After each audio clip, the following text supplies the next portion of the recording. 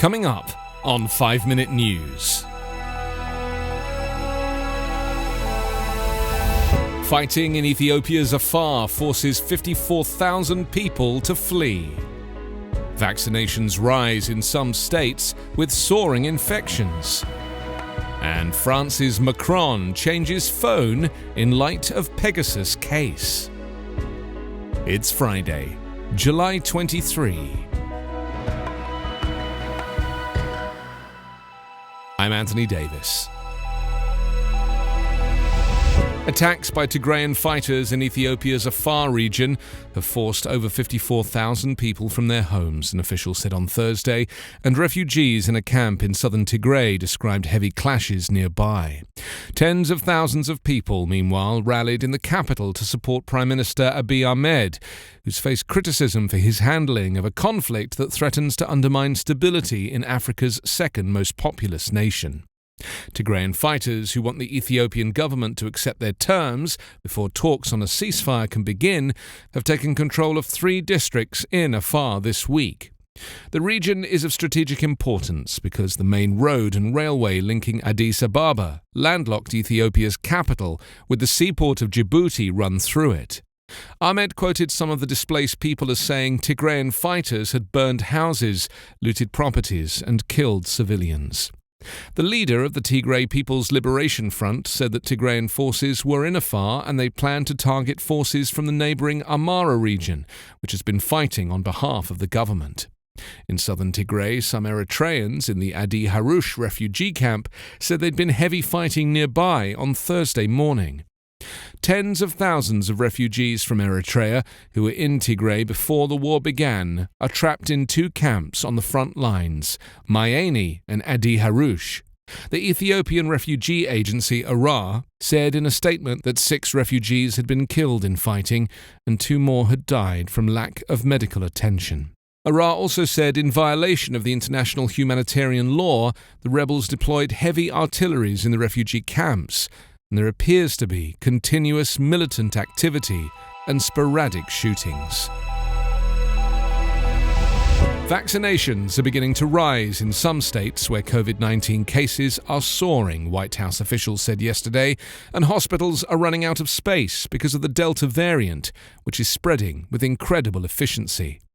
Coronavirus coordinator Jeff Zients told reporters that several states with the highest proportions of new infections have seen residents get vaccinated at higher rates than the nation as a whole. Officials cited Arkansas, Florida, Louisiana, Missouri, and Nevada as examples. Louisiana reported 2,843 new COVID-19 cases on Thursday, a day after reporting 5,388, the third highest level since the pandemic began. Hospitalizations are up steeply in the last month, from 242 on June 19 to 913 in the latest report. 15 new deaths were reported yesterday. Just 36% of Louisiana's population is fully vaccinated, state health department data shows. Nationally, 56.3% of Americans have received at least 1 dose of the vaccine, according to the CDC.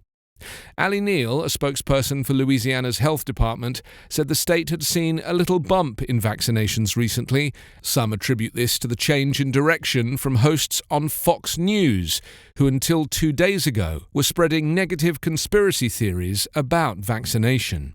In Missouri, which is second only to Arkansas and Louisiana in the number of new cases per capita over the past 14 days, officials have rolled out a vaccine incentive program that includes $10,000 prizes for 900 lottery winners. The state lags about 10 percentage points behind the national average for people who've received at least 1 shot. French President Emmanuel Macron has changed his mobile phone and phone number in light of the Pegasus spyware case, a presidency official said on Thursday in one of the first concrete actions announced in relation to the scandal.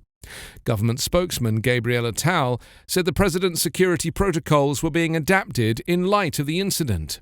A global outcry was triggered when several international media organizations reported that the Pegasus spyware was used in hacking smartphones belonging to journalists, human rights activists, and government officials in several countries. In Israel, home of Pegasus developer NSO Group, a senior lawmaker said a parliamentary panel may look into spyware export restrictions. NSO says its software is used to fight crime and terrorism and has denied any wrongdoing. Obviously, we're taking this very seriously, Attal told reporters hours after an emergency cabinet meeting focused on the Pegasus allegations. Le Monde newspaper and Radio France reported on Tuesday that Macron's phone was on a list of potential targets for surveillance by Morocco. A French lawyer for Morocco, Olivier Baratelli, said the government planned to lodge defamation lawsuits in Paris against non-governmental organisations Amnesty International and Forbidden Stories, according to a French news outlet on Thursday. The two groups participated in the Pegasus probe and alleged Morocco had targeted French officials for surveillance with the spyware. Amid mounting EU concern, German Chancellor Angela Merkel told reporters in Berlin that spyware should be denied to countries where there is no judicial oversight.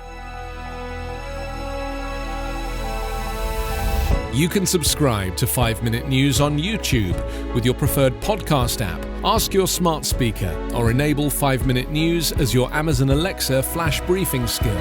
Subscribe, rate and review online at 5minute.news. 5 Minute News is an Evergreen Podcast covering politics, inequality, health and climate, delivering independent, unbiased and essential world news